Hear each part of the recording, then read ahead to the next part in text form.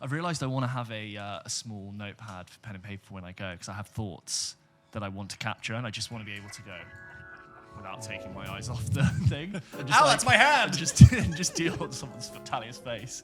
I just want to like get some inane scribbles down. Talia comes out like the pen is blue from Liar Liar. It's like, great ending.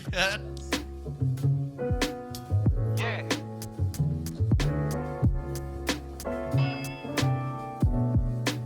Hello. Hello. For those who can't see me, I think this is the 90s equivalent of an abstract Christmas jumper. Yeah.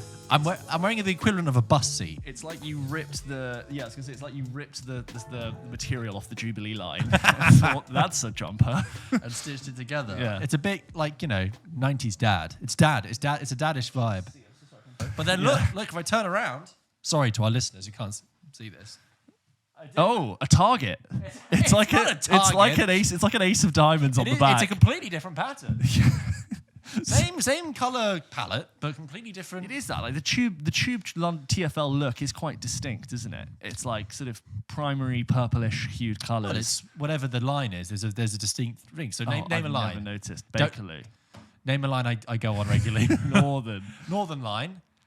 I can't remember. You know what? Why did I give you the lead? Let me give myself the lead. Go on. Like the Victoria line, the seats have the St. Paul's and the. Oh, I see. 'Cause Jubilee's got the wheel and No, it's not Jubilee. Oh, sorry, that's right. It's Jubilee that has the London Eye Yeah. and the St. Paul's because of the Waterloo's the station, right? And then obviously, if you get on either the... what about Wembley? Hang on a second, right? If you get on the Hammersmith and City, the Circle Line, the District Line, or the...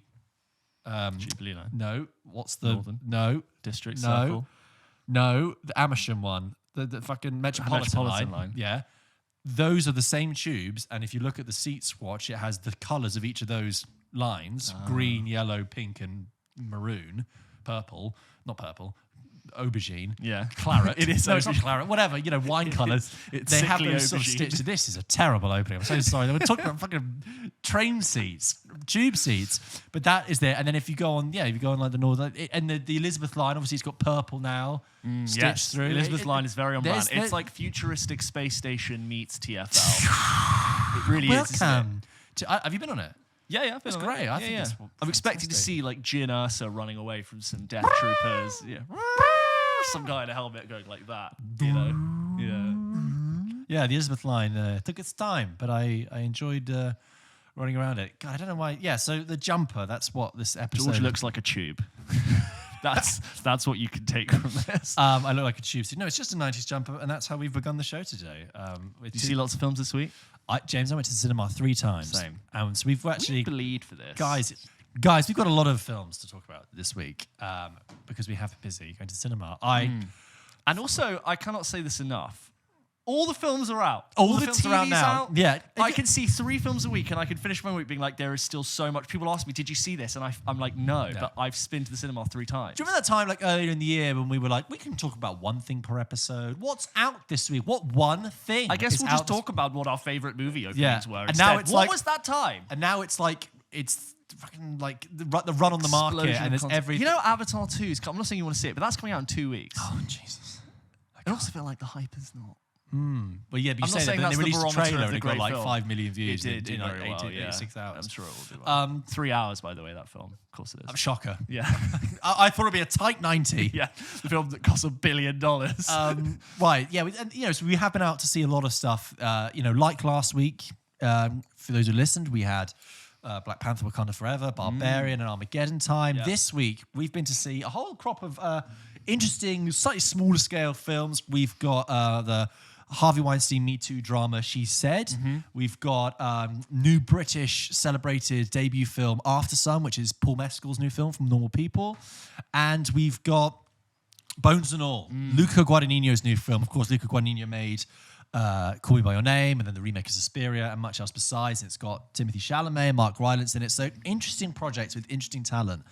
We've kind of A variety for you there. divvied it up. Also, you finally saw Glass Onion. I did. And I actually went and, off the back of your review last week, went and watched Armageddon Time. So yes. like we did last week, we're also going to release another spoiler chat, halfway If through you want this some week. more in-depth, plot Yes. detailed chat, please go to that. Obviously, you can check out our spoiler-free reviews. Because if you have seen Glass Onion, you'll realise that there is so much to give away, so much to ruin. So head over to our spoiler chat that's coming out this week for that.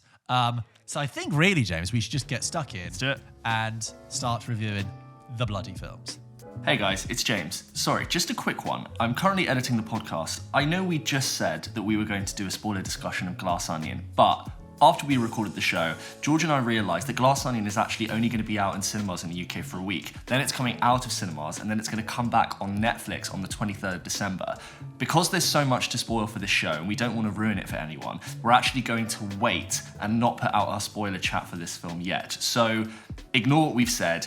We will do it eventually, but probably in a couple of weeks. I tried to edit it out, but it just started to sound weird, so I thought I'd just record this message to let you know. If you want to catch our spoiler-free discussions, that should be on the feed, YouTube, Spotify, all of that. But just to let you know, ignore everything we're saying relating to Glass Onion spoiler chat. That will come. Hopefully we'll have some really cool content for it, and if you haven't seen it, just go see it, because it's actually really good. But sorry for the disturbance. Back to the show. James, let's begin with Aftersun. So Paul Mescal's new film. Paul Mescal, of course, from Normal People, terrific actor, burst onto the scene, and he's now in this new indie, small-scale debut British film. Before I begin with reviewing it, I just want to begin with a little anecdote that happened when I went to see Aftersun. Okay. James, let's say you and I were going to the cinema, and I said, there's a 7 o'clock screening. Right? Okay. What time would you get into the screening room? I'd aim for 7, but if I arrived there, I would be okay to know that I would want to be in there by 7:10. You know me when I get into an auditorium with I get a bit. So I'd aim to be there before 7, but I would be okay to go in at 7:05 or 7:10. But if it's getting after that, angsty. Yeah, getting angsty. But ideally, you aim for the start of the programming. Interesting, because you're much more disciplined than me. Not that I ever go into things late. Yeah. But for the entirety of my adult film-going experience, I've always been aware that there is a minimum, at least, of 20 minutes of adverts and trailers. 20 to 25 at the moment. And throughout my film attending time, I've gone into showtimes at the allocated time and sat and watched 20 to half an hour worth of adverts. I've also got into films because of friends being late and all that kind of stuff, like 18 minutes late, and then still had to sit through 10 minutes of adverts. When I went to see Barbarian the other week, we went in there at 15:15. It was at 7. Went in there at 15:15. Still had like 15 minutes worth of adverts. Right. So I just want to begin by saying that when I went to see Aftersun, the film starts at 7. My girlfriend and I are really looking forward to seeing this film. We walk in there at 7:10. The film has started. Wow. But you don't know how long. We were completely What was thrown. the cinema chain? An Odeon. What? An Odeon. I've been to this cinema before, and I've sat through hours of adverts before the film has begun. Okay. Wow. And I know people might be listening. It might be different places, thinking, George, if the time says 7, you should go at 7. Maybe I only have myself to blame. But like I said, every single time I go to the cinema, there's always that window. I almost think it's deliberate to let latecomers in, and you use that time to sort of, acclimatise. Yes. I bought popcorn. I don't even remember. So we walk in at 7:10. And you just think, what an idiot I am to have stood there in that queue choosing my popcorn. I know, right? There I was taking my time thinking, I don't... Because, frankly, no one enjoys sitting watching 20 minutes worth of adverts. No, It's exhausting. If you go a lot, you see the same ones. Right, so we walk in and it's just that horrible... It's like being late for assembly. Yeah. And you walk in and you just... Oh, fuck. And Aftersun, for reasons I'll explain, is quite a quiet film, quite a sparse film. A lot of hanging silences. So you're immediately like... and Anna and I are looking at each other, and we quickly find our seats, and it's darker than it is. It's dark, in the and you can't. It's not like it's Black Panther where there's lots of noise and you can quickly take your jacket off and get yourself comfortable. It's like quiet, intimate, and then it's very hard to relax. Loads of people are in the same boat as us. For the next, it's very distracting. Oh, I hate that. I hate the people that come in late. Yes, but these people were also not in the window that we've talked about. But they were also just like, oh my God. And so that was incredibly distracting. And it really threw me. And I was really, really annoyed. A little bit at myself, more at the cinema, really, that this sort of unspoken rule had been broken. And I remember sitting there thinking, I started to deduce that I hadn't missed that much. I maybe had missed 2 minutes. But as I soon realised after I'd seen the film and spoken to someone, I did miss something important. Really? And I just sat there thinking, if this was a book and someone had torn out the first 3 pages, it's the same difference. Everything in a film is deliberate. And I started to realize, it was like an experiment. Was it bothering you the whole time? It was bothering me a lot because a lot of what Aftersun does, and I will go on to explain it, is show not tell. There's not a lot of information given away. And I started to think, do I not know that because the film hasn't told me that? Or did I miss it at the beginning? And it became this experiment when I was thinking, oh my God, I'm starting to realize how essential every single frame of a film is. I hate missing any part. This never happened to me before. And now when it comes out on demand, you're going to immediately get it and watch those first few minutes. So not only was I like thrown really annoyed and it left me at a disadvantage to watch the film, I found it really hard to get into the film for ages. I mean, it's only a 90-minute film, but I was really struggling. And honestly, about halfway through, I was just like, I feel like I'm almost not watching it. I feel like I've seen this film at a disadvantage. It's terrible. It was a really, really sad experience. And also, because afterwards, my girlfriend and I, we were really looking forward to that. And we, by our standards, I'm sorry, that wasn't late. That was on time. That was on time. That's bang on. It's not like we walked in and it was the BBFC card. It's not like we walked in and it was like the last Odium thing saying turn off your phones. It was like the film had started. So that was really frustrating. I mentioned that purely because, that aside now, I'm going to talk about Aftersun. I'm going to talk about it as best I can. But I just wanted to caveat that whatever I say about Aftersun, I just want people to be aware that I had this kind of experience with the film that did affect it, and made me. I frankly think I did see it at a disadvantage, and I would, whatever opinion I have of the film, that's just always there. Okay, for good or worse. Okay. Can't believe you missed Princess Leia in the beginning. So Aftersun is this new British indie film, a debut film from director Charlotte Wells. It stars Paul Mescal, who everyone knows from Normal People, broke onto the scene back in 2020. And this new actress called Frankie Corio, who had no prior acting experience at all, and just involved in this. The story is this. I know nothing about this, by the way. Well, exactly. Neither did I going in. I really, really kept it. I just knew it was about a holiday and a father-daughter. So Paul Mescal plays Callum, who's a father to Sophie. And Sophie's 11 and Callum is approaching 31. And he's taken his daughter away for a holiday in Turkey. It's the 90s. And this holiday is just the two of them. And the film is shot in this kind of quick montage style where no scene is longer than really like 2 minutes. And it's lots of different snapshots of their holiday. It's checking in, but no one's at the front desk. It's putting coins into the arcade games and playing it when another kid from the resort turns up. It's playing pool with your dad. It's playing in the pool with your dad. It's looking at the paragliders and saying, oh, why can't we do that? And your dad's saying, no, because it's just too dangerous. It's too expensive, all that stuff. I think it's also so worth saying, and this is something that was I missed because of that incident at the beginning of the film. The whole film is older adult Sophie looking back at her life. Oh my God, which is an emotional framing device and adds a poignancy to the whole film that I was not aware of until much, much later in the film. I know. Anyway. So you have this kind of mixture of it there's a constant role of the video camera in it. They're filming each other, they're filming the holiday, and then you will see some of those scenes played out in the video camera. You'll see them watching it on the TV. Paul Mescal's character, Callum, is no longer with Sophie's mother. He lives in London, she lives in Glasgow. But they have this week away together in Turkey, and it's very exciting. It's like a resort on the seaside. It's clear from the very beginning that Callum has chaos and a broiling, rolling uncertainty about him that's clearly like off screen or been pushed aside for this holiday. He is a fun dad, but he's kind of holding it together. Very early in the film, when they arrive at the hotel, she falls asleep and he sneaks out to the balcony and he has a clandestine cigarette on the balcony and sort of does a little dance. And you get this very, very subtle awareness that he's holding himself together. And like I kind of touched on earlier, it's a very sparse film. It's a film that shows and does not tell, but it is just made up of moments and interactions. And it is neither overwhelmingly fun and happy, but it is not necessarily overwhelming and sad. What it is, it feels like a memory. It feels like you're experiencing someone's memory of a holiday. There is this creeping sense that can't be defined, that something bad is going to happen.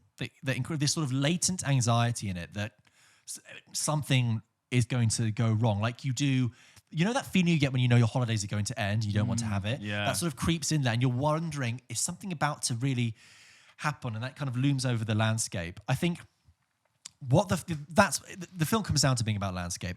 The film is very good at mapping the emotional landscape of a holiday and the physical landscape of a holiday. You very much get to know the sort of the ins and outs of this hotel, the sound of the pool, the interaction with the bar, the kind of the look of the sky, the interaction with the locals, the cheesy karaoke they play late at night, or the Macarena is played at one point, all these kind of like staples, and then run through with 90s music. But you're also familiar with the emotional landscape. There's the happiness and excitement at the beginning of the holiday. There's the kind of bonding moments you get when you're really starting to enjoy yourself. There's the frustration, there's the boredom, there's the not feeling quite right, there's the kind of, I'm on this holiday. When you have that when you're a child and you think, what's happening? I'm not quite experiencing this. It's not how it was at the beginning, first part of the holiday. What's happening with Sophie, meanwhile, is that she's 11, but she's incredibly smart and she's really moving out of that childhood phase and really starting to grow into adolescence in very subtle ways. You can see it in her interactions with, there are a group of teenagers there, like 18-year-olds on like a lad's holiday, that she kind of interacts with, which also makes me feel very anxious whenever I see children on screen interacting with, drunk kids like that. It's like, it happens in like 8th grade a little bit. Yes, I was literally just about to read it up. Yeah. But you can sense that she's sort of blossoming in her own identity. But meanwhile, it's her dad's birthday soon. And like I said, there's something clearly in the background with Callum that he's holding together. He has a cast on his arm from where he says he breaks his wrist. It's subtle, it's sparse, and I think people would be forgiven for finding it a little bit claustrophobic, a little bit slow, uneventful, boring. You could throw those things at it. I was, going along with it okay. I think I probably would have felt more connected to it had I been able to see the film from the beginning. But what I will say is the film really, in the last third, just more towards the end, it really builds to an emotional climax that I think is really well done. And it's very clear when this happens that Charlotte Wells is a clear talent. And I really look forward to seeing what she does next. And when the sort of moments happen, I think, because this isn't a film where big things happen. Like I said, it's very subtle. So when it builds to a sort of climax, I was like, that is really well done and really powerful. And I wish, for me, just based on my pure viewing experience, that I was able to connect to this more. But I think that's because of the way of what happened to me at the beginning. But I was watching it thinking, that's really good. And by the end, I thought, okay, I can see that this film is very strong in places, and I would look forward to seeing it again. It's a shame about what happened to me at the beginning. But my girlfriend, she got more of an emotional reaction out of it. It kind of reminded her of holidays. And what else to say? Paul Mescal, I think that a lot of people will go see this film for Paul Mescal. Paul Mescal. And the thing is, Paul Mescal, I think, is only like 26, 27. He's playing a 31. Is he younger than me? Yeah. I'm so sorry. Shit. Why does this keep happening? Seeing him in the role of a father is interesting because you're thinking, on the one hand, I'm so glad you're able to break away from the normal people sort of shadow and just something else. But you're thinking, that's young for a father. It's explained as part of the plot that, if his daughter's 11 and he's 30, 31, he had her when he was, 19, whatever. But he owns it. He completely works it. He may not look 31, but he completely occupies the space and you just don't think about it afterwards. He's obviously doing a Scottish accent. And like I said, he has the physicality, that kind of hulking, brutish, like Brando-esque kind of frame. Yeah. But that has but in the middle of it has that kind of softness, like Connell does in Normal People, that kind of hard exterior, but there's something sensitive and soft in the middle. Really raw. And there are some great moments with him. And is it? So I was really excited to see it I saw a half of a trailer and I said, stop, I'm done, I'm in. Is it like one, because it's barely, as of recording, it's getting to that point in cinemas where there are 1 or 2 times a day, if at all. So it's probably only got another 3 or 4 days left. Should I prioritize this, or do you think I could very happily wait it out? I think, because I saw 3 very good films this week, and I was like, I'm glad I chose well. But at the same time, I could have seen Aftersun. I think you could watch it at home, but at the same time, I do think it's really. I think there's some real strength in there, and I think I don't know, you could come away doing something new that, like, James, no, like, you shouldn't wait for this. You should discuss. I want you to discuss. I think it is. I think it is towards the end. I think that at the end, I read a review from another critic on Letterboxd that really kind of summed it up, and they said, I was watching this film thinking, yes, this is fine, this is okay, I get it. But it was only in the last act that the film really revealed itself. Which is okay. And I properly got to understand what it was doing. And I feel the same way, so that now you finish and going, oh, I completely have reevaluated what that film was doing that whole time. Because I thought it was going in this direction, it was actually doing this much deeper, much more profound emotional thing. So I would say it's only 90 minutes long as well, James. Like, go see it, turn up on time. And I finished it thinking, whatever happened to me at the beginning with missing the beginning, I'm going to go back and I'm going to watch that at some point. Looks beautiful, by the way. It is beautiful, but you also might find it a little bit slow, a little bit empty. Okay. That's what it is. So I'm sorry that's been a kind of clunky, slightly strange review, very much informed by my own personal experience. But it's got rave reviews, and I can definitely see why people are getting a lot out of it. I can definitely see the talent there, and I really look forward to seeing what Charlotte Wells does next. And Paul Mescal continues to be a talent, and Frankie Corio is, wonderful in it. So there you are. There you go. Did you see Aftersun? If you did, please write in and let us know what you thought of it. You can do by emailing hello@pulpkitchenpodcast.com, or be sure to read out your response on the show. I was very presentery there. Okay, James, let's talk about our next film. You've seen She Said? Yes, She Said is a film directed by Maria Schrader, starring the always good in everything Carey Mulligan and Zoe Kazan, who's also brilliant in this, who play Megan Toohey and Jodie Cantor, who are the New York Times journalists who broke the story about Harvey Weinstein, the scandal about Harvey Weinstein, that we all know completely changed the landscape of film, entertainment, and media.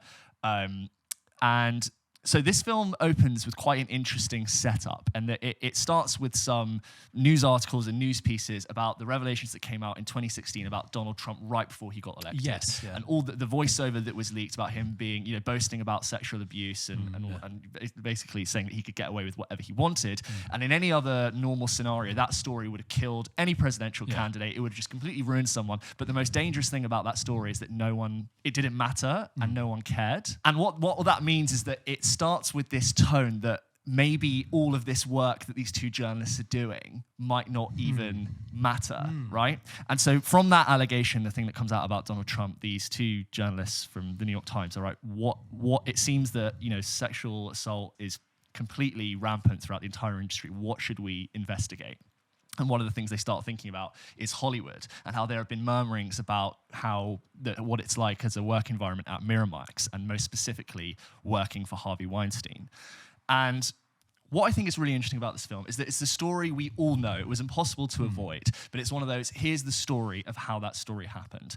And loads of things about it goes to dissect about how power can completely undo journalistic integrity, the deals that are made behind closed doors, the money that has changed hands. And one of the things they realize is that there have been people who have spoken up. And it was Ashley Judd who had previously spoken up years before but had been ignored. She had since been, removed and blacklisted from Hollywood. But it was a sense that no one had ever been able to give this story justice because of these settlements that had been made, money that had changed hands from people who are literally the most powerful people in the industry in Hollywood and in the world. And this film has quite a dry groundedness to it, especially in the first half, which I very much appreciated considering its subject matter. I think it saves the moments where it wants you to really feel for what's happening later, and I feel like by the time it gets to it, it really earns those moments. I never felt like it was using what had happened to the women in this story as a way to just give you some cheap emotional thrills. And it was when it started, I actually appreciated it taking its time to do that. And you can see this is very typical, a journalism film, almost like a documentary where these two women are chasing the story. They're getting these calls in the middle of the night and their husbands are sleeping and they're just living and breathing every single detail. And you have, scenes that are described to you in horrifying detail that make you feel absolutely sick to your stomach, and you'll just think to yourself, wow, I did actually forget some of the horrors of what actually happened. And you're hearing from, and it does a fantastic job of really understanding how women got into these situations in the first place, and the kind of pressure that is put onto you as an employer or being in that industry, or how you would even end up in a hotel room with Harvey Weinstein, which is very typically where that happened. And it's about, I think it was 6 people who they were contacting at this time who all had a story that they had either signed a settlement and could not say what had happened, or they were so scared to do so that they just didn't want to say what happened. And this whole idea that individually they cannot speak out against Harvey Weinstein, but what if they all came out at once? And it's about them trying to convince those people to have the courage to do that. And it has this wonderful moment where you get to the point where they're editing this document and so many things are coming together at once. And at the same time, they have to do their due diligence and call Harvey Weinstein and Miramax and say, by the way, we're going to publish this story. How much time should we tell him we're going to give him? Okay, let's tell him 2 days. But the more time you give him, the more time he has to be like, who did you talk to? I'm going to call every single person you talk to. And it's very much heavily implied that he wants that information so he can hush the whole thing up. Definitely. There's even a scene where Harvey Weinstein, and he's only really shot sort of over the shoulder, but comes into the New York Times to basically like discuss this story. And it's not like the New York Times are saying they would ever have, killed it, but it's like this happens. If you're big enough and you're powerful enough, you can come in with your team and discuss this story and what info you have and how it works. And there's this moment in the trailer where Harvey Weinstein is like, who have you talked to? Yeah. And there's sort of different voice actors that are used. There's a version of Gwyneth Paltrow that's in this film. There's sort of other people that are given a dramatization of. And when it does build to moments where it really takes its time to tell the story of the different people, it really does get you. And like I said, it earns that moment. It wasn't just about this story. It was a dissection about how power can protect itself in all elements of society. And that's what I really liked about it. Zoe Kazan, I think, is brilliant. We know Carey Mulligan's brilliant, but I thought Zoe Kazan just did really well with what she had. And I was really into it, and I couldn't take my eyes off it. I wasn't bored. It was 2 hours long, and I was really there the whole time. And at the moment, I felt this really satisfying, cathartic. What a well-told story, almost documentary-like in how factual it was. Yeah, I that sounds great. I really want to see it. I did think, having seen the trailer, that I've seen everything.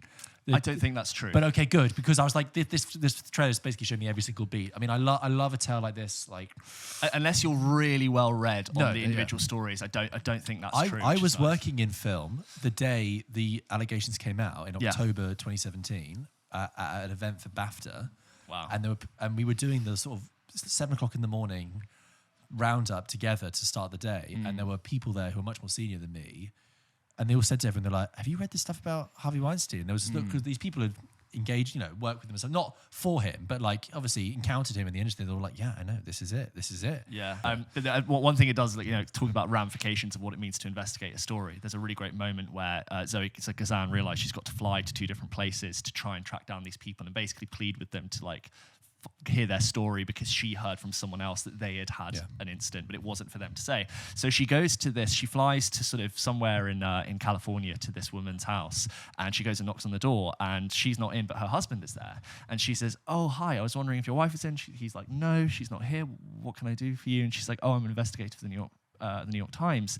I'm investigating, bad conduct, employee conduct at Miramax. Your wife used to work at Miramax, right? And he's like, yeah, she did, but why? What's this got to do with her? And it's like, well, I'm currently investigating instances of sexual assault and rape. And he's like, well, why would my wife have anything to do with that? And you realize that she hasn't really told her husband what has happened. Yeah. And it further shows that if she's not willing to tell her husband because of just how messy it is, how hard is it for her to now ask this person to reveal the story to the world? And it's just really this is what happens, goes into a story.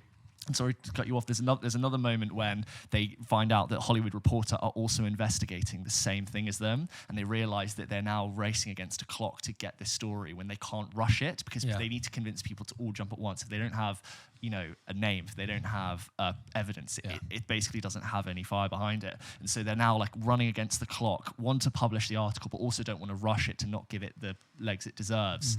And just again, all these things you would never think about before a story. I think it sounds great. You don't need to sell it anymore. I want to see, and it's really in that kind of vein of it's got Spotlight, it's got the kind of that kind of territory. All the President's Men, The Post, The Report, all whistleblown, big revelation films. And I think it looks really thrilling. So, does it ever border on melodramatic? When you have some of these real things that happen, sometimes they can play it really straight and dry, or they can build up a little bit. It's very straight and dry and In a very good much way. appreciated. Fantastic. And it earns the moment where it says, hang on, like this is why Yeah. you should be emotionally attached to this. And it's a very Brilliant. fantastic reminder of that. And I think that story came out, and I think it was a very small number of allegations, and since then I think it's been 82 that have come to light, with many more implied to have been settled with financial. Yeah, it's Brilliant. Okay, if you've seen She Said, write into hello@popkitchenpodcast.com and let us know what you think.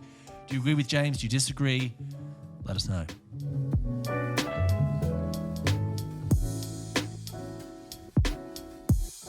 So George, another film that you and I have seen this week is Bones and All. Yes, Bones and All, Luca Guadagnino's new film. Luca Guadagnino, of course, who made Call Me By Your Name and then the remake of Suspiria and much else besides, Italian director, returns with Bones and All, which reunites him with Timothee Chalamet, of course, who was in Call Me By Your Name. Bones and All is a really strange premise of a film. It's set in 1980s America. Especially on paper. Especially on paper. It's set in 1980s America and follows Mirren, this 18-year-old. And the film begins in sort of very typical 1980s high school fashion. Locker rooms and yellow buses and people hanging out with books under their arms. And she's like, yeah, I'm back in this kind of territory. Mirren is clearly a young girl who doesn't have a lot of friends, doesn't have a lot of interaction. At the very beginning of the film, it's near the end of term, and one of the schoolgirls says, hey, why don't you come and hang out with us tonight? My parents are out. She says, my dad won't let me. And she says, sneak out, it's no problem. And you're like, and she says, okay, fine. So she goes home and she lives with her dad, who loves her dearly. It's just her and him, and they live in this very rundown, very dilapidated home, like sort of like a mobile home. Yeah. And she's clearly thinking about going out later. And they have dinner, and he sleeps on the sofa, and she says, okay, I'm going to bed. And he says, right, good night. And once she shut the door, he gets up out of bed, and there's a bolt on the front of her door, and he locks it. He then goes to sleep. She then opens the window. This is all in the opening minutes of the film and is shown in the trailer. She then, is able to crank her window open, and she runs away, and she goes to her friend's house. Out. And, already you're in very sort of teen territory with all these tropes. It's a sleepover party. It's the 1980s, and you have these four friends, and she's one of them, and they're, painting each other's nails, and they're talking about their lives, and she's in this really well shot way lying onto this glass table with this other friend, talking about their life. Almost like a romantic way. way. There's an air of desire about it, and lust, which is very key to this film. This friend is taking real interest in Mirren and asking her about her life. What happened to your mother? Is it just you and your dad? Where did you move here from? And Mirren is answering, and you can sense they're really sort of like breaking through to each other. And Mirren is looking at this girl with a real sort of growing sense of desire. And there's a palpable tension in the air. You can really think, what's going to happen? This girl has her nails painted, and she sort of shows them to Mirren. Mirren then sort of grabs her finger and puts it in her mouth, and you think in sort of like a pseudo-sexual way, and then bites down as hard as she can to the bone and rips off this girl's like flesh and tendon off her finger. Blood everywhere. Hang on. And the girls are screaming at the other friends, oh my God. They pull Mirren off her. She's covered in blood. And she runs out the house. It's an 18, by the way. Yeah. Oh yeah. For strong bloody gore. Straight away. You're like, you're straight in there. She runs back home. She bursts in. She says, Daddy. And he says, oh my God, what have you done? You didn't, did you? Right. 3 minutes. Grab what you can. We have to go. And they head off on the lam. And so begins a film and a story that crosses states and crosses the whole, the country of America. Like the Midwest. Throughout the Midwest, there is a road trip that is very much like Huckleberry Finn, and encountering different characters and tales and quests along the way. I think it's worth saying that one such character she meets pretty soon in the film is Mark Rylance's character, Sully. Yeah. Mark Rylance, who's there are lots of different, I found, film references or film evocations in this film. And when Mark Rylance appears, it very much for me reminded me of a film called The Night of the Hunter from 1950, which is really, really strong noir with Robert Mitchum in it as this kind of overzealous preacher with love and hate on his tattoos. And the introduction of Mark Rylance down the street in the shadows, in the lamplight, was very much like that, talking in his southern kind of way. He's just one such character, the brilliant Mark Rylance as ever. And then also at some point she meets Timothee Chalamet. Now, that's Bones and All. That's the setup. James, do you have your thoughts? Do you want to jump in with yours? Yeah, so just on that opening, I almost, in the first 4 minutes up to that point, I kind of feel like I wasn't even paying attention. Right. Because those tropes that you suggested are so familiar. For me, so familiar. I was like, yeah, I get it. And then that moment happens. And all of a sudden, I was like, I think I moved in my seat and I was like, whoa, now I'm paying attention. Went in knowing very little, but I did know that cannibalism would play a part. Did not expect it right there and there. And that's the thing. So I knew that moment happened because I knew nothing about the film until I went to see Barbarian and they showed a trailer. Oh, okay. And I saw those first few frames and I looked away. But cannibalism and her nature as somebody who wants to eat is a theme in this film. It's not just like, why did she bite this person? It's clear that she has a craving for flesh and she's not alone in that feeling. And it's quite careful in how it explains the rules of its universe to you. And you know, we use the word cannibal, but I think it felt like something really different in this. Yeah, I think so. Let's talk about Bones and All. I think what works in this film is that it's very clear early on that the whole idea of cannibalism, as we just said, or eaters, is that it's a parable, a metaphor, an allegory for other marginalized people in society. I think about sexuality. I think about addiction. These people who are marginalized and made to be outside. It's a film about outsiders, people who can't help what they do, and the pain that they cause, and the pain that they create.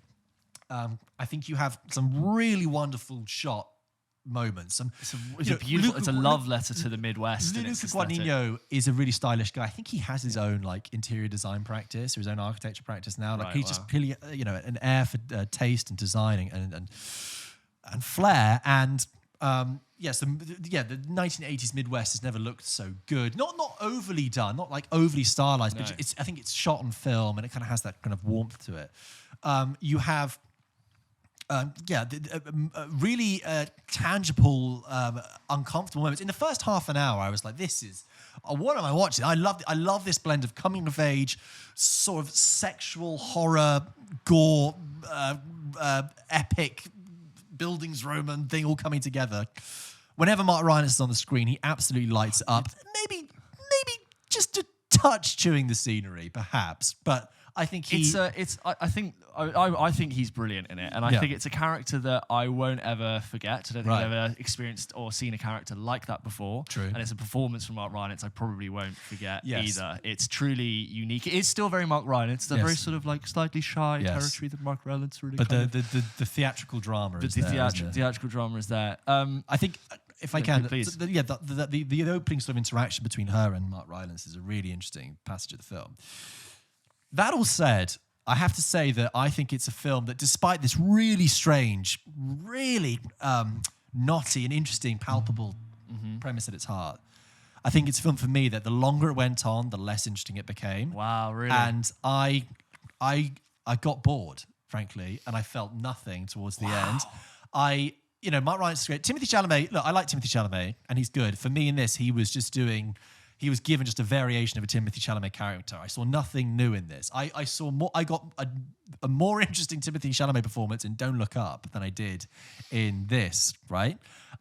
There was, I've seen lots of great reviews, and maybe you're about to jump in with a different one, but I think that's what it's a shame for this film. This film can only really work when you have this sort of, you've got this central relationship between Timothee Chalamet's character and Mirren, the main character.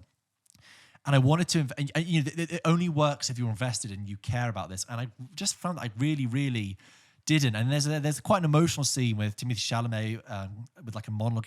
When he cries, talks about his family. And I remember thinking, am I supposed to be emotional here? Wow. Am I supposed to care about this? I was like, I found it almost misplaced in its emphasis. I sometimes have this with road trip films where the focus becomes as meandering as the journey itself. I was quite disappointed with it, and it just sort of eventually ended. And it works for me. Yeah, so really I can tell you had a me. different opinion. So you came away to feeling differently. So I've not seen. Well, I have seen films like it. I've not seen a film doing what it's done with that thing. I have. I don't think I ever want to see a film do what it's doing with each people. But have you not seen Raw? I saw Raw. Yeah, sure. But yes, fair enough. But not No, I Raw was haven't. this French film from like 5 years ago. Similar, about again, cannibalism. similar psychosexual, coming of age thing. I loved, as I said before, the way in which it revealed the laws of its world and the different characters that have interpreted what they do in different ways. There's sort of this sense that there is almost like a genetic mutation. 1 in every 100 million is an eater, and they can sort of figure out who each other are, and they meet Pulp Kitchen favourite Michael Stuhlbarg along the way, who's also just I was so happy when he turned up. endlessly versatile, doing something really interesting in this film, I thought. And the film is 2 hours long, but I could have happily spent 6 in its universe. Joking. No, James. I thought it was fantastic. I think what you said about towards the end where it slightly lost you, I think I'm not going to go into spoilers, but I think there was a decision made to do with some certain character that I don't think needed to happen for this film to work for me. I think because we talked about it being an allegory for, being isolated, sexuality, addiction, when those moments where characters did talk about what had happened to them, I was so captivated with what they were doing, and it just really worked. Both with Mark Rylance's character and the way in which he was almost like trapped as a child in this old person's body, and I just thought it was completely heartbreaking. And towards the end, it was so dark and it's so gruesome. And there were times I could barely stomach what I was seeing. And then other times where I was just completely heartbroken. And when credits rolled, I was upset and I had watery eyes. Wow! And I thought it was beautiful to look out. The score, I need to get up who did the score. It's Trent Reznor and Atticus Ross. Oh, of course it is. It was absolutely in love with it.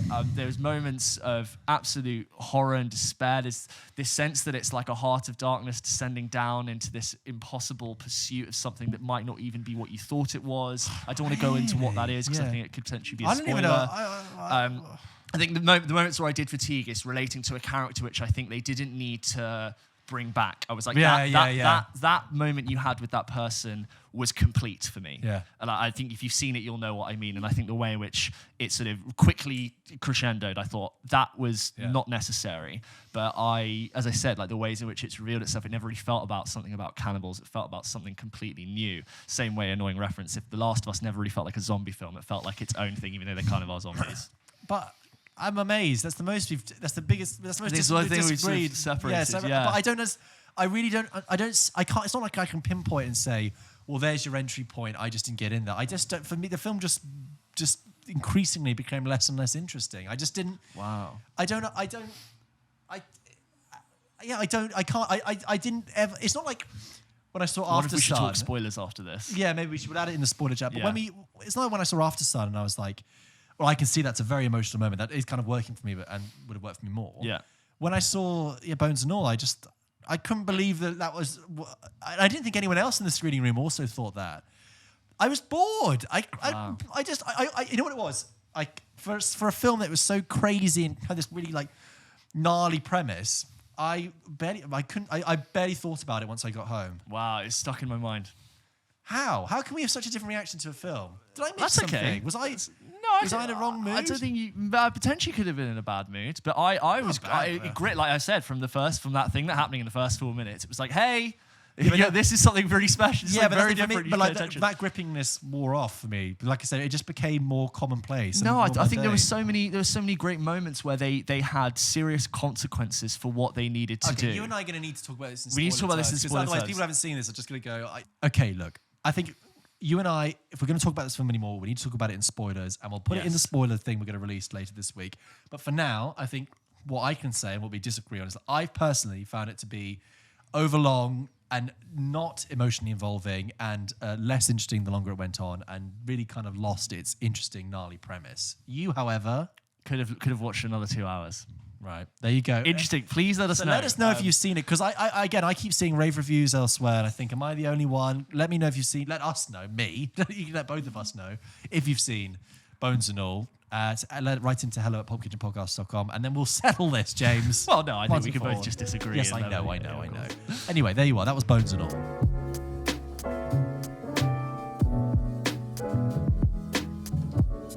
So there you go, George. The films are coming in hot week by week. We can barely try to see them all. Just like our emails are coming in hot every single week. You can write into the show at hello@pulpkitchenpodcast.com and have your email read out, just like Joshua did. Joshua writes in from South Africa and says, "Hi, gents. Joshua from South Africa here. Huge fan of yours that's been consistently watching your podcast weekly since about episode 3. Wow. God bless when you, food you was still loyal involved. fan. I'm a vivid film and series viewer, and because of your Vivid? recommend, a vivid, like he's there to just recall He's it. a in vivid. Interesting. And because of your recommendations, I've been able to watch a lot more variety. I like that. As someone in their 20s, I've had the privilege of being in tune with new films and series and keeping up with the trends while still having the advantage of having viewed classics that are momentous to cinema. My worry is that with the massive amount of availability being given to kids growing up with the vast amount of streaming services, that the classics will begin to lose value and what they meant to cinema and to children who enjoy movies.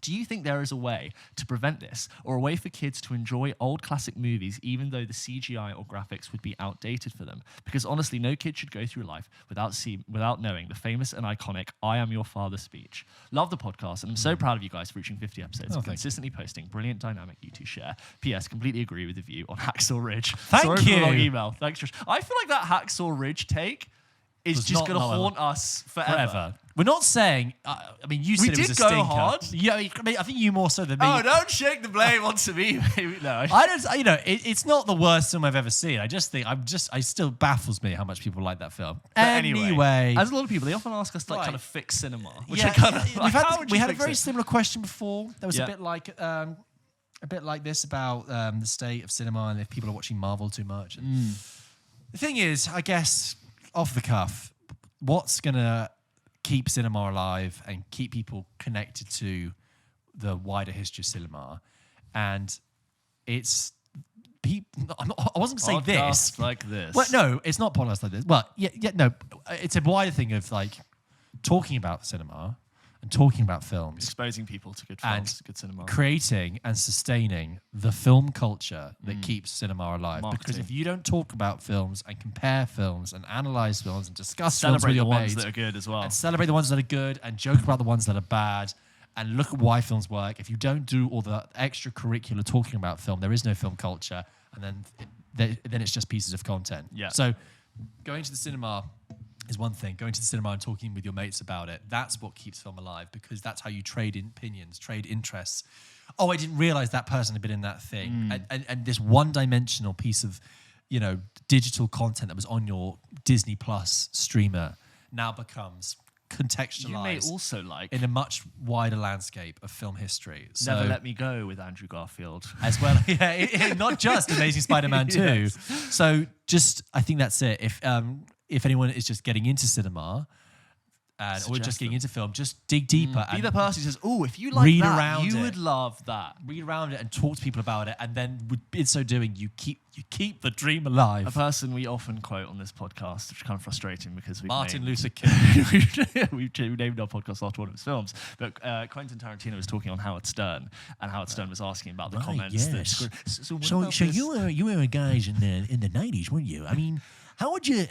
This is literally exactly what it was. So he's talking about how Scorsese made the comments about roller coasters and Marvel films, and Tarantino made this very interesting point, which is that the landscape of superhero films and Star Wars films had been so prevalent for so long now that he said, as someone who is a grown-up film watcher, watched the first Iron Man film when they were 8. So for them, that is cinema. Yeah. And they've grown up thinking that like the endless universes and iterations on It's things just what is cinema. yeah. And if it's not that, it's Star Wars. And if it's not that, it's something else. Outlived It's DC. generation, yeah. And so you end up with this people who didn't know what it was like before, where like there were just many more different things. I'm not slagging off the MCU. I'm just saying it's like we have a definitive new landscape for cinema, for better or worse. And he was saying that's what's kind of disconcerting. So even the idea of there being a Batman that came out in 1989 with Michael Keaton, the idea of that would be like, and obviously they have the internet and know about older films, but your experiences hearing about stories and being exposed to things, isn't it funny that different, that they don't know that there was a time when you could go and like there would be they weren't all a linked. rom-com that was made for $80 million and can make a load of money and be number one in the box office. We talked about sort of the DVD era where films were conceived yeah. of differently and were marketed differently because they had this second wind, and now they just have to be out in the cinema and that's it, or then they're on Sky or Netflix. So actually I just thought that was an interesting comment to say about that. But Joshua, I'm sorry, we can't solve. Just keep cinema. talking about it, keep enjoying it, keep engaging, and keep If adding dimensions to what can be a very one-dimensional experience if you let it. Yeah, and if there's a film that you know is really good, go and see it in cinema. Give it the audience it deserves in the format it deserves. Yes.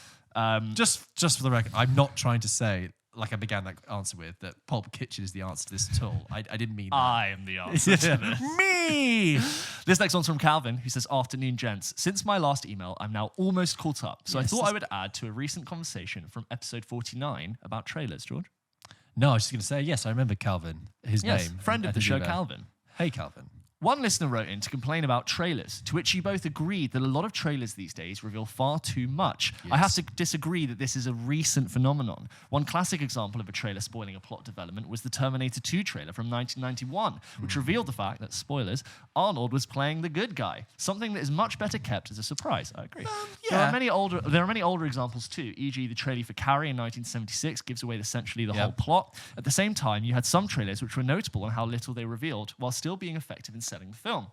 E.g. Alien, which was literally just the name of the film, slow fading in over a shot of an egg and some ominous music. All this to say, I think we've both had good and bad trailers since trailers began. And to start any discussion about trailers with these days feels very reductive. In my opinion, trailers haven't changed. We have. When I was a kid, I would watch trailers for films like Van Helsing and The League of Extraordinary Gentlemen on repeat. What a little window of films. When you say Van Helsing and The League of Extraordinary Gentlemen, all I see is green. All I see is the green, dark, grey. murky green screen. Yeah, wow. I'm sure there are still, That League of Extraordinary Gentlemen. Yeah. I've not thought about that film. I saw that at the cinema. And And that was the last time I ever thought about it. I was 9. I'm sure there are still kids out there that are absolutely eating up modern trailers that we sometimes dismiss. On a separate note, I have a question for you both. I often hear questions like... Hang on. Wait, stop. Let's do the first Let's do the first one, Just trailers. on the trailers. Okay, I agree. There are many historical examples of how that is done. A great example is Castaway. If you've ever seen... Have you seen Castaway? Yeah, I haven't seen the trailer. Okay, spoilers for Castaway now. The whole trailer for Castaway builds it gives away not only the fact that he gets cast away, gives away that he comes back. That's insane. And it basically sells the film as being like, how far can you go before you come back? And it sells the film on him trying to reconnect with Helen Hunt, which is basically... That's the last... That's one scene at the end of Castaway. That's the emotional climax of the whole film. But it's got like a noodly guitar thing happening. It's like, well, how do you find yourself when you've been away? And you're thinking, oh, does he get stranded just like in the first act? That must have been like, we need to market this differently to get like a love couples story. Yeah, I know, thing, right? Yeah. Helen Hunt's just won an Oscar. Let's get her in this more. It's this man on the island. I know. That is the film. He's cast away, okay? And there's no lines, and he's like hacking over these FedEx boxes. So does Castaway hold up? I watched it last year and it does. Oh, you did? In a way that like they don't make films like that anymore. It's Do you a just classic get like Robert a reminder on Zemeckis. your phone every 5 years if you haven't seen something like shit? I have to watch Castaway. More than I have doctor's appointments. They get, it's time for your check-in with Castaway. No, that film, it's like it was made in 2000 and it's just like classic. Just Robert Zemeckis, big budget, kind of folksy, kind of wholesome. Takes a long time to get into what it's doing. But it has thrills and scares. The plane crash, he's stuck on an island. But it has like Wilson. I mean, if it can get you caring about a volleyball with a blood print on its face, good for it. This next one's from Daniel. Thank you, Calvin. This next one's from Daniel, who says, "Hello, huge congratulations on 50 episodes. Thank you. Such a massive achievement, especially considering all you do outside of the podcast too." Do you know what? That's such a nice thing to say. It's all the you kind do. words about the podcast are Whatever. really nice, but kind words about what we do in the rest of our life. I'm touched. The ever-receding other life that I have outside of this podcast. Just saw Glass Onion with my nan. And all I can say is, wow, your review was spot on. Such a fun, smart, and innovative movie. How refreshing. My question for you boys is, what is a film tradition that you hold dearly? Ooh, a tradition? For me, it's seeing the latest whodunit or Bond film with my nan. Hence why she loves the Knives Out films. Movies always put a smile on her face and just give us a special bond. What a magical thing. As always, keep up the amazing work. Before you know it, we'll be celebrating 100 episodes and your new spot on primetime telly. Yes. Call us. First 50 We will episodes, sell then the out. world. What a lovely email. Yeah. Good You on got you any for taking it traditions? on. Traditions. When you say traditions with film, I immediately think of like Christmas movies because that's the only It's a time good you have a tradition. tradition. Repeated I things. would say that this is what happens at Christmas time a lot. This isn't a tradition. Is what we typically do. We end up watching a lot of much older films, like black and white films from the 60s and the 50s and the 40s. And I think it's something about the kind of darker nostalgia, comforting pastness of Christmas, that kind of time that kind of settles you into this frame of mind where you're like, I don't want something new and energetic from the outside world. I want something calmer and steadier from the past. Okay, I want that crackle of black and white audio. So there's been many great Christmases when we've gone back and I've discovered On the Waterfront, His Girl Friday, The Apartment, Something Like It Hot. These just wonderful. Sunset Boulevard, these great All About Eve, these great films from the past, and that's almost like something I look forward to every year because it's the one time of year, not one time of year, I can watch those films anytime, but it's very hard increasingly in this ever frenetic digital age to settle yourself down and watch a 2-hour black and white film where the pacing and the whole approach to filmmaking was completely different for different people's different attention spans and people's different expectations. But if you can get into that frame and watch those, and like Powell and Pressburger films as well. That's a nice tradition. Well, I will say as well, funny little anecdote as well. Talking about nans, it used to be interesting when we used to watch films with my nan because as she got older, eyesight not so good, right? But she would still want to watch films. But that means she couldn't really follow films visually. So, for example, I remember we put on like Road to Perdition, and it was like she was like, yeah, it's okay. But I remember watching that; it's very visual, very like show don't tell. But we put on Shawshank. Right, Shawshank Redemption. She got to the end. She was like, "I really enjoyed that because that film is a lot of dialogue, narration, and I was like, that is a testament to that film. That dialogue, to a 90-year-old woman who can't really see, she was able to follow it enough to not only go, oh yeah, I watched the film and understood it, to be like, I liked it, and maybe why the film is so universally loved, even for people who are able to. That's a bit. I think we talked about this before. It's a bit of a deal breaker film. If I met someone who was like. I'm not saying everyone has to think that Shawshank is the best film of all time. Like it's a very like basic answer. People what's the best film of all time. It's quite an easy film to. It's a really easy film to engage and like with. Like if someone came out and said, "Oh, I think Shawshank is just despicable," but I'd be like, "What? Yeah, come on, it's all there for you. Yeah, it's easy. It's not stupid. It's just like it takes. It's good guys. What more do you need? Yeah, it's kind of got everything you need there. Please." So like disgusted with someone who wouldn't. Well, I just think you might not love it. Yeah. It's just a good film. Have you ever met anyone who's not like Shawshank? No, exactly. My tradition is that I see horror movies with my cousin because he's an older cousin of mine. He's like 3 years older than me, and I had 2 older sisters who were never really into like gory, violent things. And it was, we sort of used to hang out at the age of the internet when like. Sort of like viral horror would happen, and we sort of discovered Blair Witch Project. And I remember when like the Saw films weren't done to death yet, and there was this idea that like if you went on like some of the most horrifying films online on the internet, like we know when you watch things on Mega Video, and then we remember like we discovered Saw, and we thought it was like our secret because it wasn't a film that was marketed because it was so gory. And then we discovered like, oh my god, they made a Saw 2, and you got really into this universe. I'm not saying these are like amazing films, but to this day we send each other horror trailers, and we actually wanted to go and see Barbarian together but couldn't because I was away, but we did go and see It Chapter 2 together. We saw It 1, which we really liked in cinema, and then we like saw It Chapter 2, and I remember breaking it to I remember being like, yeah, we'll go see it, obviously any horror movie. I remember telling him in like the foyer, we're buying popcorn, I was like, it's 3 hours, right? James, I told you it was 3 hours. You told me. We went to see Ad Astra, and I was like, I saw it, and you were like, yeah, I'm seeing it with my cousin, looking forward to it. I was like, you remember? I was like, it's 2 hours 50. And you're like, your eyes just like, it's 2 hours 50. That communication line, I remember like, this is a 3-hour film, and he was like, what? Yeah. And I was like, yeah, like we're here until 11:20. It was just like not a late screen. I was like, yeah, we're here and for the long haul. He's like, are you kidding me? I was like, no, I swear to God, look at your ticket. And he was like, I can't believe it. I was like, neither can I. And we were already like, just so, I was so daunted by the film's not good in the first 10 minutes. I'm like, I can't believe I have to sit through this much more. But anyway, without going into It Chapter 2, horror films with my cousin. Would you rather, talking about long films that you can't believe are as long as they are and you really couldn't sit through them, would you rather sit through It Chapter 2 again or Blonde? Ooh. I've spoken to some people who do like Blonde. Really? I didn't get it, and I sort of heard from them. We talked about previous episode. You don't need to go into we go into our Blonde review. We talked about sort of visually. I agree with them. Like visually, it's very pretty to look at, but I found it quite problematic. But anyway, I think I'd probably see Blonde. There's more talent in Blonde. There's more talent in Blonde, and I feel like there is a chance that I've missed something. I'd love to look at it again. Yes. But even still, what a torturous, agonizing ordeal but that I would still be. think I'd take it over the dumb.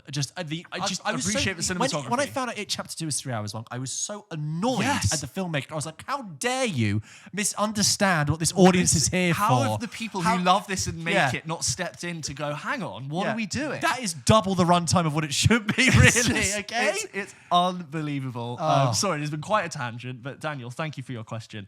Victoria commented on our Barbarian review and said, "Hi guys, I look forward to seeing this and have never heard of it. Would love to see you review some old films. Okay. American Beauty, Silver Linings Playbook, Joker, brackets. I know you touched on this when talking about Joker 2 3 times. Thanks for your videos."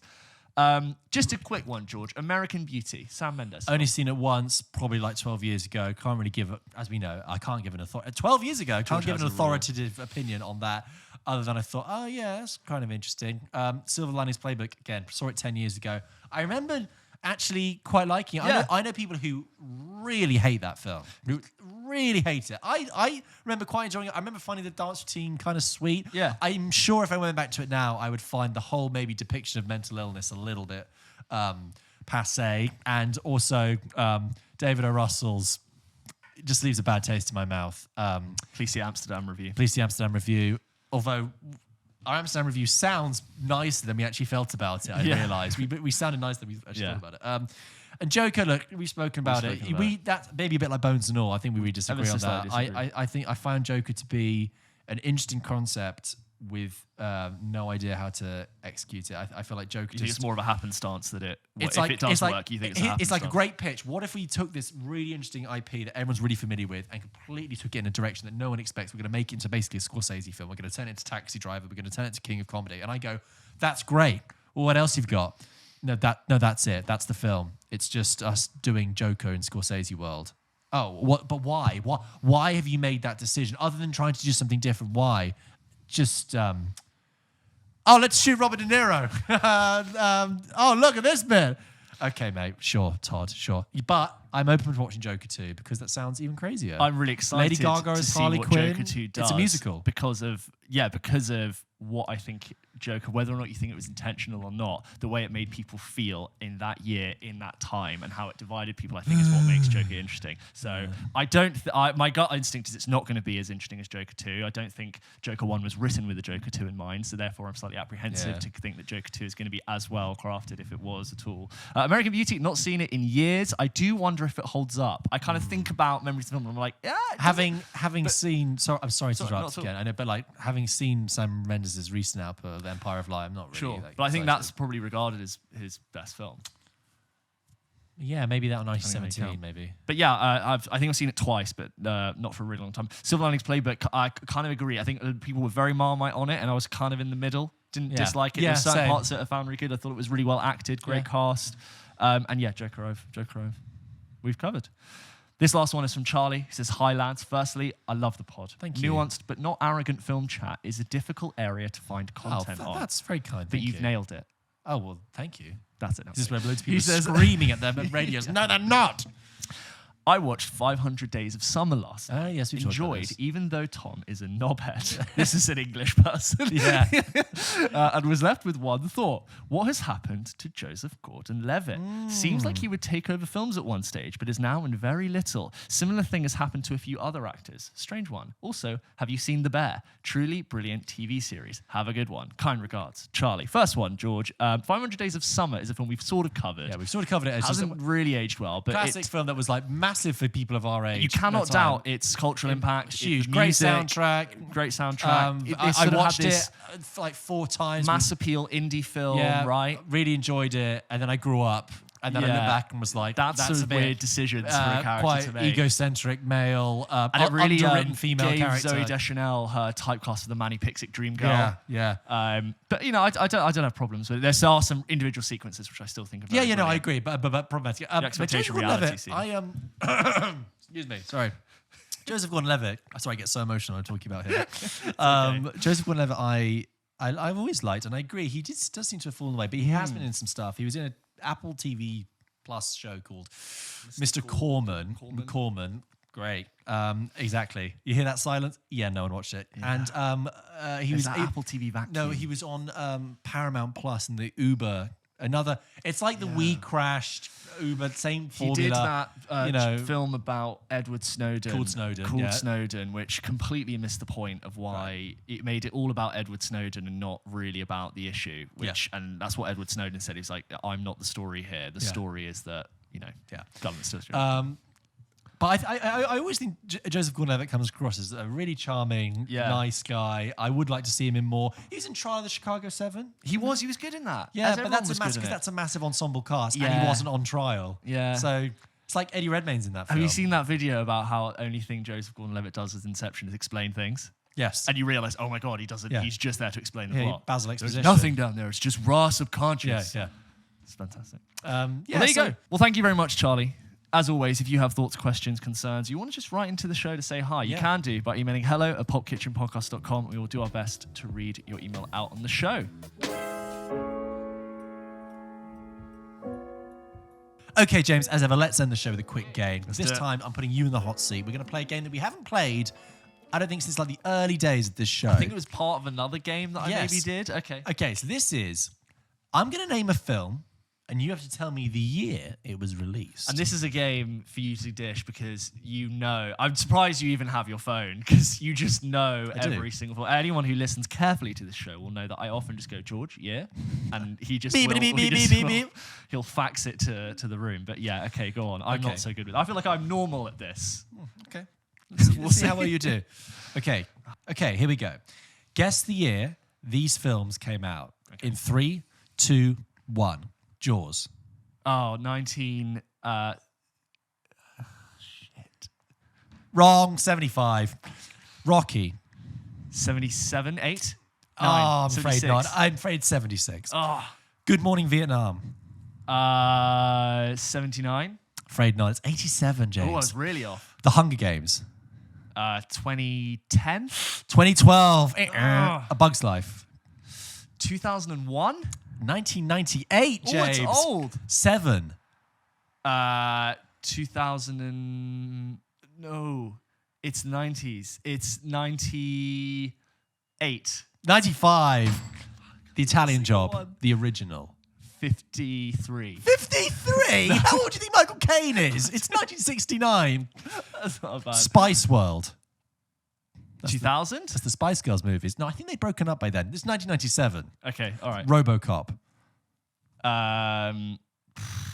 82. 87. You're not doing very well. I've not got one. The Pianist. 2007. 2002. You're way off, man. Way Silver Linings Playbook. 2014. 2012. Last one. The Godfather. 79. James, we did an episode this year that was its 50th anniversary. 1972. You need to make sure you take your medication. I didn't get a single one. Unheard of. Unheard of low. There's no doing worse. James, There's next week, James is going to give the same game to me, and we'll see how the situation has changed. I'm going to have to go really fucking niche. Oh. Anyway, ladies and gentlemen, you've reached the end of our show. There have been 3 reviews today, and like I said, keep your eye out for a spoiler chat. We're going to be doing all of Glass Onion spoiler chat. We're doing a little bit of Bones and All spoiler chat, and we'll be doing also just thoughts on Armageddon Time. If anyone's meant to see that, very little film, but good. Thank you very much for listening to this episode of Pulp Kitchen. Don't forget that we post new episodes of the show every single Wednesday. You know the drill. What are you going to do? You're going to like it on Instagram. You're going to like it on TikTok. You're going to follow. You're going to subscribe. You're going to tell your friends. Write a review. Hit the subscribe. Leave us some Apple Podcast reviews if you're listening on there. That would be cool. Maybe you're listening to this on Spotify and you're thinking, oh, I went a bit Billy Connolly then. And maybe you're listening to this on Spotify and you don't really know about YouTube over there. And I wanted to go be a subscriber on YouTube as well. Terrible. It's late. We're getting very really zany late. here. Yeah. Thank you so much. Join us next week where we'll be a bit more compos mentis. See you next week.